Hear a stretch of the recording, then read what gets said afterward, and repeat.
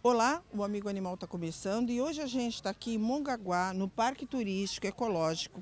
Gente, tá uma lua, mais de 40 graus, a gente está literalmente pingando, a gente já se enxugou para conseguir gravar, mas vale a pena. A gente veio aqui, a gente vai explicar para vocês logo no final do programa por que nós viemos aqui, mas principalmente pelo grande respeito que os profissionais aqui têm pelos animais que vivem aqui dentro. Vamos lá?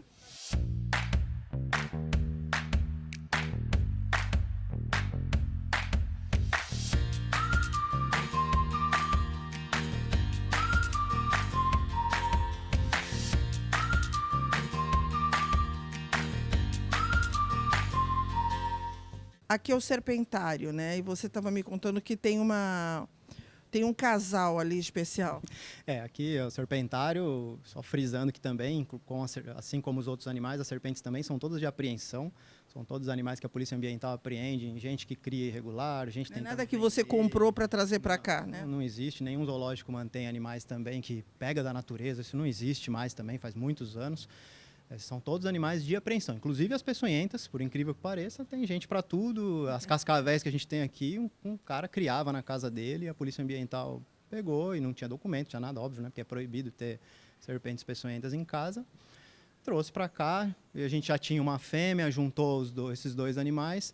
A gente conversou com o pessoal do Butantan, eles tinham interesse em receber filhotes desses animais para extração de veneno lá e para a produção do soro, né?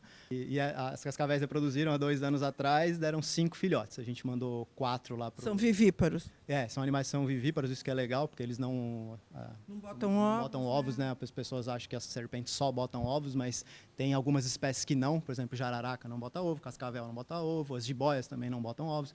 Elas são vivíparas, ou seja, os filhotes elas gestam um filhote dentro da barriga, quando chega o momento ela dá à luz mesmo aos filhotes já formados. É bem parecido com o ser humano, ela tem aquelas membranas que envolvem o filhote, até uma cena bem bonita de se ver esse nascimento dos filhotes, né? E aí a gente ficou com uma cascavel filhote aqui para a gente. Depois de alguns meses a gente recebeu mais 2 de uma apreensão que a Polícia Federal fez na cidade vizinha aqui, de um cara que estava tentando vender pela internet essas cascavéis filhotes. Isso não acaba, né? Lembrando que a cascavel ela não é nativa daqui da nossa região, né? Cascavel é de área seca, ela não é aqui do litoral. Então, para a pessoa ter uma cascavel, ela trouxe de algum outro lugar ou nasceu. Existe uma página, um site aí nas redes sociais que vende de tudo, né? Principalmente os canis clandestinos, os gatis, que já é mais difícil, mas essas pessoas que possuem animais ilegais se utilizam desse canal para a venda de animais. Então, a gente tinha pensado em conseguir, através de uma lei, a proibição desses anúncios, mas está muito difícil conseguir, infelizmente. As redes sociais e sites, assim, é complicado a fiscalização, né? Porque você tem muito e muita gente oferecendo. No caso dos animais silvestres, o alerta é que, assim, se não, os criadores comerciais autorizados pelo IBAMA, eles são obrigados a emitir uma nota fiscal. Nesta nota fiscal tem a espécie do animal e tem o número do microchip ou da anilha que aquele animal possui. Se não tiver isso, o número, e o animal tem um microchip ou uma anilha no corpo dele. Se ele não tiver isso, provavelmente é ilegal, a pessoa falsificou a anilha ou microchip, que também pode acontecer, mas mas acontece, no Brasil acontece. É bom as pessoas ficarem alertas. Se quer ter um animal, primeiro se informa bastante, porque animal silvestre é complicado, cada um tem uma exigência bem diferente, cada espécie tem uma exigência bem diferente, então não é só. Com cachorro e gato também não é assim, né? Só colocar a ração e deixar o bicho lá, mas muita gente faz só isso. Mas o animal silvestre tem várias exigências também, de acordo com a espécie. Aves precisa de espaço, precisa voar, a ave não é feita para ficar em gaiola, né? E a pessoa se informa muito bem antes. Se mesmo assim decidir comprar, que seja de um criador comercial legalizado com documentação. Ave não foi feito para ficar em gaiola, ainda tem alguns que justificam, não, mas a gente corta as asas, ela não voa mais, né? Ainda tem gente que acha que fez uma grande ação. Existe uma coisa que a gente costuma falar que é interessante para as pessoas, didaticamente para as pessoas entenderem. quando a ave voa, ela desenvolve o músculo peitoral que ela tem. E isso traz, traz um bem-estar, aumenta a imunidade da ave. E a gente costuma comparar uma ave que não voa a uma pessoa que não anda, que fica de cama. Ela vai começar a ter vários problemas de saúde decorrente ao fato dela não andar, né? Inclusive emocional, né? De começar a se arrancar pelo. A ave é a mesma coisa. Se ela não voa, não se exercita, ela vai ter muitos problemas de saúde por conta desse fato. E cortando as penas da asa, você tira completamente tira a vida da ave dela, e você ainda aumenta o risco dela se machucar, porque ela pode querer voar e depois não vai conseguir, vai cair, vai bater em algum lugar e vai se machucar. E a gente tem um papagaio aqui, por exemplo, depois a gente pode mostrar que ele chegou para a gente com fratura nas duas asas. E provavelmente ele era de alguém que criava, ele saiu voando, bateu em algum móvel, alguma coisa, e ele teve fratura nas duas asas dele. Então, vamos ver mais.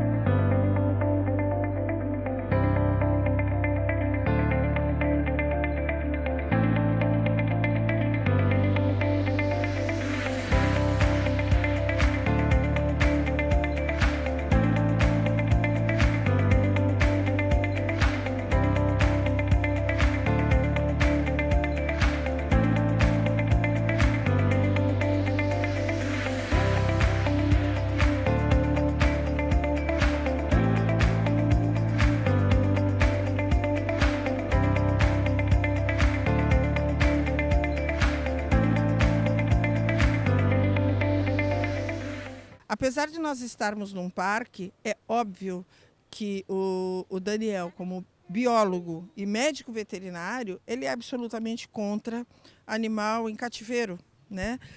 Isso daqui é fruto de um homem, é fruto do homem. Esse animal não tem mais condições de voltar para a vida normal, né?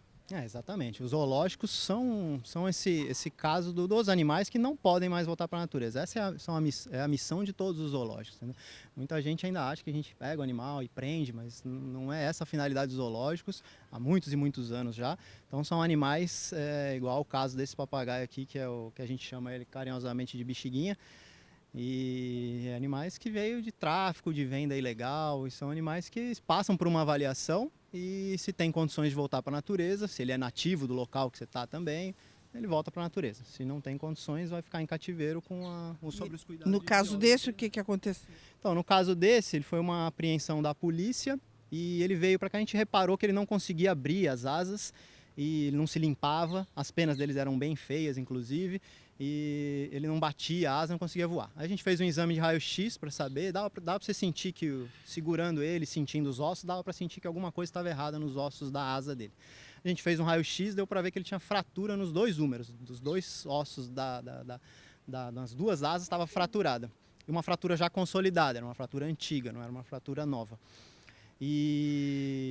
Então ele foi um animal que dificilmente ia voar novamente. Mesmo assim a gente tentou, porque isso acarretou um outro problema.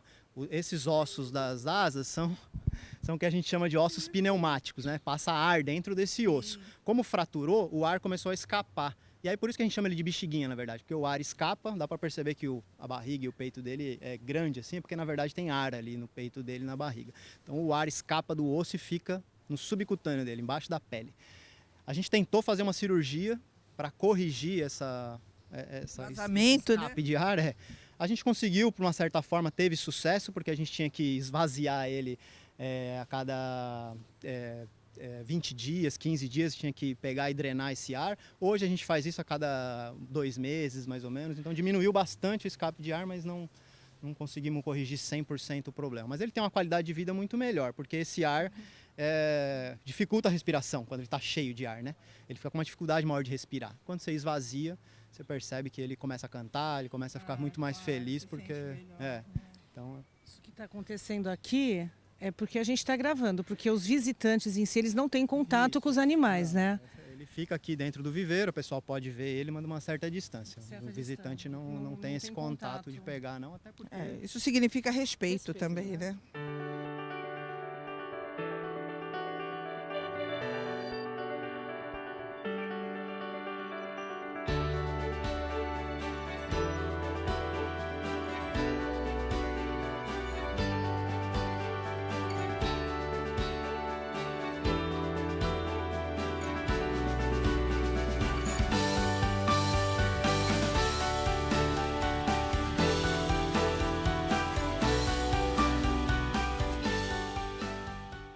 Daniel, explica para a gente que espaço é esse, Pavilhão da Natureza. Eu vi que você tem uns banners falando principalmente do tráfico de animais silvestres e o sofrimento desses animais para serem comercializados depois, posteriormente, né? Então, como isso foi criado?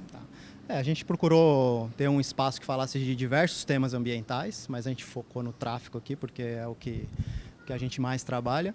E esses banners do tráfico também foram pensados com as 3 espécies, vamos dizer assim, que são mais apreendidas e a gente tem mais problemas, que são os papagaio verdadeiro, os jabutis e aquelas tartarugas verdes, né, que o pessoal compra bastante como animal de estimação, e os lugares recebem muitos, porque tem muita apreensão ilegal desses animais. Então a gente focou nessas 3 espécies, mostrando que é difícil o pessoal manter em casa esses animais, que existe alternativa de compra com criador legalizado, se assim a pessoa quiser, mas que não é um cachorro e um gato, vamos dizer assim, que seja...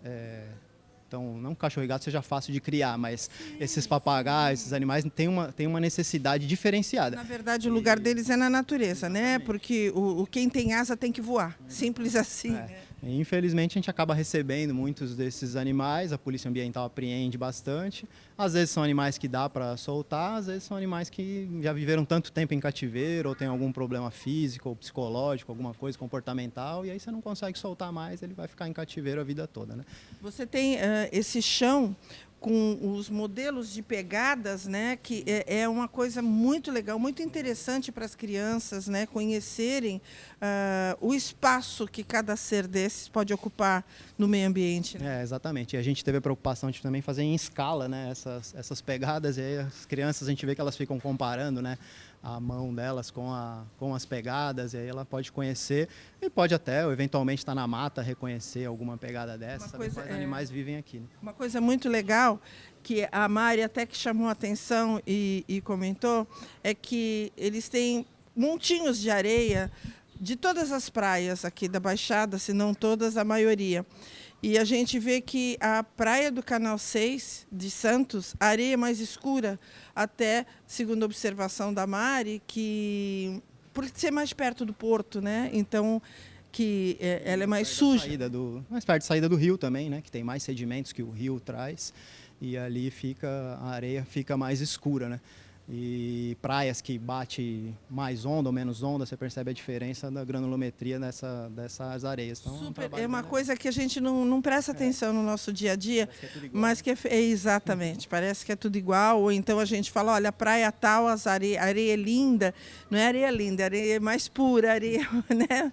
É esse olhar que a gente tem que ter. Eu acredito que nesse ano em que nós estamos com uma degradação tão cruel do meio ambiente, né? Não só no Brasil, que ela continua existindo, ela só deixou de ser publicada, né? Como também agora, por exemplo, mais especificamente na Austrália, onde a gente já vai ver milhares de espécies que já entrarão em processo de extinção por conta desses incêndios, né? Que, no caso da Austrália, são incêndios em virtude da temperatura, sim, né? Sim. No Brasil já não, mas já é um incêndio proposital. Mas, de qualquer forma, ou um ou outro, sempre devastando o meio ambiente. É a mão do homem sempre. Né?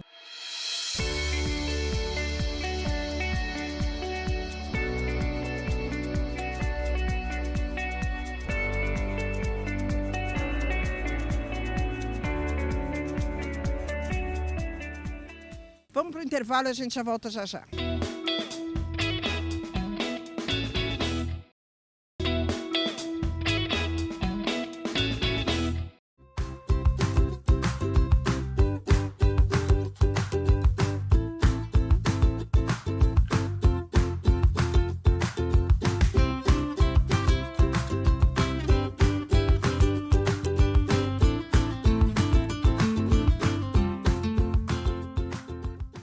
Então, essa daqui é a espécie é um coati, né? A gente chama ela de Belinha, essa daqui. E ela chegou aqui pra gente há uns 12 anos atrás, de apreensão da polícia também, que achou com um caçador na mata. E ela estava presa numa armadilha na mata pelo rabo. Quando ela chegou aqui, o rabo estava pendurado, estava num estado não legal. O veterinário achou por bem amputar o rabo, que não tinha muito o que fazer. E ela chegou que ela era bem filhotinha, então ela foi crescendo junto com a gente, não tinha mais possibilidade de soltar, porque também o rabo tem uma função importante no equilíbrio desses animais para subir nas árvores. E aí ela ficou por um tempo sozinha aqui nesse recinto, né? Com a gente aqui, sempre interagindo com ela para ela não ficar sozinha. Depois de um tempo chegou o baianinho, que é um outro coati que está lá no fundo. Ele foi abandonado aqui na frente do parque, numa caixa, deixaram lá na frente e a gente conseguiu juntar os dois. Ela era fêmea, o baianinho é macho. Aí eles cruzaram, deu à luz essas duas figuras aqui, os dois filhotes. Depois disso a gente castrou também o macho para também não ficar, né? Que legal, que legal. Que legal essa postura de entender que uma superpopulação iria causar algo que vocês não são favoráveis, que é começar a pegar animais e levar para outros recintos, né? Então vocês tiveram a iniciativa de castrar o macho para que parasse essa população. E aí se formou uma família fixa. Formou uma família fixa e a ideia com qualquer outro animal da gente é assim, se tiver uma necessidade de reproduzir, porque é um animal ameaçado de extinção, a gente reproduz, senão...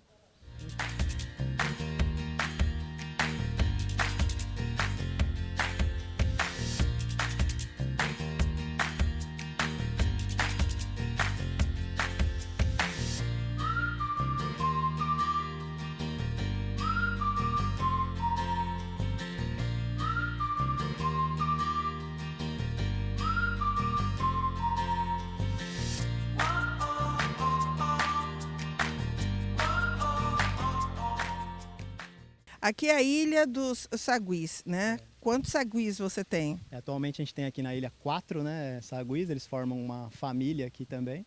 Também, no caso dos coatis que a gente falou, são animais que são castrados já, porque os saguis, na verdade, esses daí não são nativos daqui da nossa região, eles são do norte e nordeste, apesar de ter animais soltos aqui na nossa mata, a gente vê saguis soltos aqui, eles não são nativos, são animais que foram soltos e começaram a reproduzir, por não ter predador natural, eles começaram a reproduzir, só que isso é uma ameaça também para os animais nativos, porque eles comem ovos de passarinhos, comem filhotes de passarinhos, então é uma ameaça para a nossa fauna. Então aí aqui no saguis eles formaram um grupo, né, uma família, então a gente tem dificuldade aqui, por exemplo, de receber novos animais, porque não é simplesmente a Polícia Ambiental apreender um novo animal, você vai lá e coloca eles nesse grupo. Claro, É um grupo fechado. Respeito, né? Exatamente. E ali a gente tem um outro recinto que tem um outro grupo de saguis e a gente não consegue juntar os dois, porque eles já formaram uma hierarquia própria, já formaram um grupo próprio. É um desequilíbrio Então, total quando faz isso. Aí você né? tem que respeitar também. Tem espécies que não tem problema, você pode juntar, que eles não ligam um para o outro. Tem espécies na natureza, isso também o pessoal às vezes não entende. Tem espécies na natureza que vivem sozinhas, solitárias. E aí você vai colocar um outro da mesma espécie junto. Ah, eu vou dar um amiguinho para ele. Então, você fala, ai, coitado, o pessoal vem às vezes, coitado, tá sozinho. Tá sozinho porque ele precisa estar sozinho, faz parte do comportamento dele. No caso da iguana lá da frente, por exemplo, é isso, são animais que são solitários na natureza. Se eu colocar uma outra iguana lá, elas vão brigar. Então, você tem que respeitar, a gente tem que conhecer bem a espécie que está trabalhando, todas elas, para poder respeitar a característica de cada um.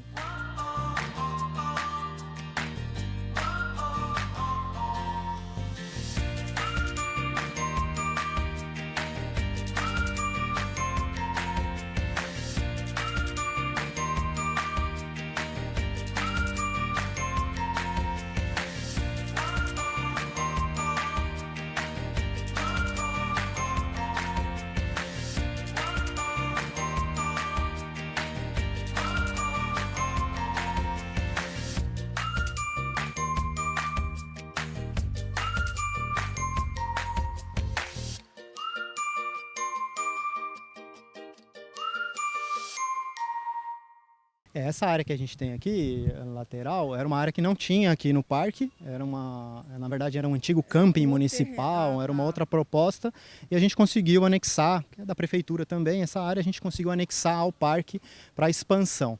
E a gente vai expandindo, vai fazendo novos recintos também, de acordo com a necessidade dos animais que são apreendidos, né? A gente, por exemplo, construiu o recinto aqui das araras, que são animais que são bastante apreendidos pela Polícia Ambiental. Fez outros 2 recintos para gavião e coruja, que também são animais que chegam com bastante frequência, não só nos zoológicos, mas nos centros de triagem, nos mantenedouros. E muitas vezes chegam, no caso do gavião e coruja, chegam com asa fraturada, por linha de pipa, por fio elétrico, chega com choque de fio elétrico também. Então são animais que às vezes não têm condições de voltar para a natureza. Existe uma hierarquia de locais, né? Então, por exemplo, quando um animal é apreendido, ele é encaminhado para o centro de triagem. E lá no centro de triagem, que a gente tem um aqui na região, lá em Cubatão, os técnicos já fazem exatamente isso, triam esses animais. Eles vão ver, pô, esse animal tem condição de ser solto? Tem. Então vamos reabilitar e vamos soltar. Esse animal não tem condição de ser solto? Não. Então vamos encaminhar ele ou para um mantenedouro ou para um zoológico para que ele fique sob a assistência de biólogo veterinário para o resto da vida dele. Então existem vários locais que cuidam dos animais. Então quando a gente recebe aqui no parque, são animais que não podem mais voltar para a natureza. Claro que às vezes a gente recebe diretamente esse animal. A pessoa achou atropelado na rua, achou machucado. Aí a gente faz o trabalho dos setas, vamos dizer assim. A gente, porque não é ficar deslocando o animal lá para outra cidade. Claro. Seria muita burocracia, né? Isso não é meu papel, então vai lá. Não, você já resolve. Causa um estresse também no animal. Você vai colocar ele numa caixa, colocar ele no carro, vai transportar. Às vezes, quando o caso é simples, muitas vezes o animal chega com uma infecção, com alguma coisa, você trata, 2, 3 dias depois você solta. Quando fica muito tempo em cativeiro, aí você complica a soltura, porque o animal começa a se acostumar com o ser humano, se adaptar. Com comida, né? Sem precisar procurar. Exatamente. Então, cada caso é um caso, mas é importante ressaltar isso. Só fica em zoológico e mantenedouro os animais que não tem como voltar para a natureza mais. E a razão da gente ter vindo aqui foi que eu, sinceramente, não sabia que existia. Né? A gente não olha muito ao redor da nossa cidade. Eu não fazia ideia de que existia esse parque aqui em Mongaguá. E o que me chamou a atenção foi que apareceu para mim, nas redes sociais, um pedido de socorro desse local, de um profissional daqui, dizendo que eles têm um profundo respeito pelos animais aqui dentro, pela qualidade de vida, o respeito pelo estilo de vida de cada um, né? Respeitando sempre o habitat, procurando fornecer aquilo que eles encontrariam na natureza. No entanto, haveria um show durante 30 dias grudado nesse parque. E eu li a preocupação dos profissionais do parque com os animais. E eles pedindo ajuda da população, porque não poderiam, de jeito nenhum, ter esses shows aqui do lado. E foi o que me chamou a atenção, a coragem dos profissionais se manifestarem nas redes sociais, a indignação, o respeito pelos animais aqui, e foi o que me chamou a atenção de vir aqui. E chegando aqui, o que eu encontrei foi exatamente isso, um profundo respeito pelas necessidades de cada espécie, conhecendo a vida de cada um e principalmente se preocupando não com o comércio, aqui eu vou construir, eu vou trazer um leão, ali eu vou trazer um urso polar, não. A intenção é proporcionar espaços para que os animais tenham reabilitação. E sempre com a preocupação de que após a reabilitação tenham condições de ser soltos em locais específicos, não em qualquer lugar, né? Porque aí pode causar um outro desequilíbrio e o animal pode vir a óbito também.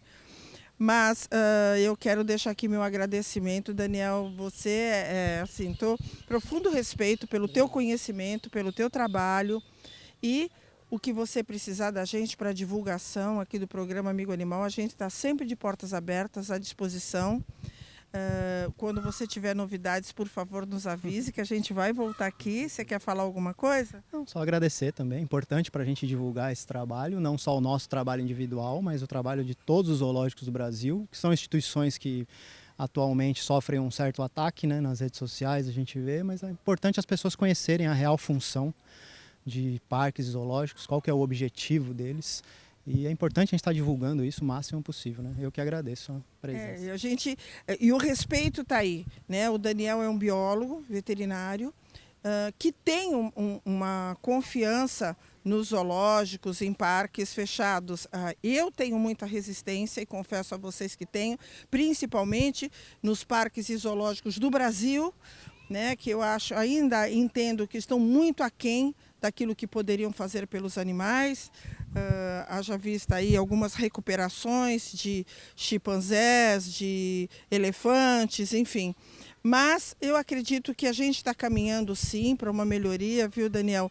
Eu terminei agora em outubro uma pós-graduação em comportamento animal, onde eu tinha professores de várias partes do mundo e professores com pós-graduação, mestrado, doutorado fora do Brasil e que trabalharam em zoológicos na Europa, nos Estados Unidos, e a gente vê o quanto a gente ainda tem que caminhar e, infelizmente, a resistência de muitos profissionais que trabalham nessa área que não querem mudar, né? Se acomodaram na sua zona de conforto. E é nisso que a gente se bate, porque profissionais como o Daniel é difícil de encontrar. E é por isso que a gente está aqui, tá bom? Eu espero que vocês tenham gostado desse programa. Venham visitar o parque aqui, Parque Ecológico de Mongaguá. Isso, me diga os horários e os dias que estão abertos. O parque é localizado na Avenida Governador Mário Covas Júnior, é a Avenida da Praia, né? Próxima à plataforma de pesca, o bairro aqui é Agenor de Campos. A gente abre de terça a domingo, das 8 às 4 da tarde. Segunda é fechado para manutenção geral só, mas o resto a gente está aberto, sempre feriado também, sempre aberto para iniciar às 8 da manhã e vai até às 4 da tarde. É isso, gente. Eu espero que vocês tenham gostado do programa e, por favor, continue mandando sugestões.